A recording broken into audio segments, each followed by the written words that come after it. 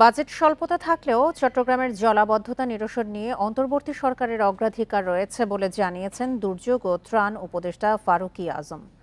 দুপুরে Chittagong circuit house সম্মেলন কক্ষে মত বিনিময়কালে তিনি কথা বলেন। জানান, চাহিদার তুলনায় অর্থ বরাদ্দ কম হলেও অর্থ সরবরাহের প্রবাহ নিশ্চিতে কাজ চলছে।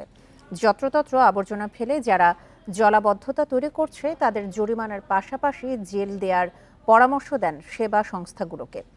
বর্ষার আগে চট্টগ্রামের জলাবদ্ধতা নিরসনের সব সংস্থার সমন্বিত উদ্যোগের বাস্তব প্রতিফলন দেখতে চান বলেও জানান উপদেষ্টা।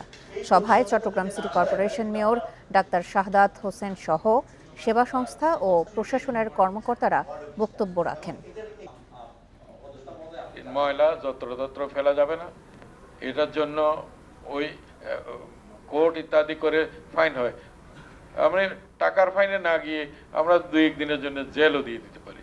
এটা মোবাইল কোড করে ডকুমেন্টেশনও করা যেতে পারে, কারা ময়লা ফেলছে মোবাইল ফোনে যদি তাদের ছবি ধারণ করে রাখা যায়। আগে নোটিশ করেন আপনারা। প্রথমে বলছি যে অ্যাওয়ারনেস ক্রিয়েট করা, তারপরে সতর্কতা।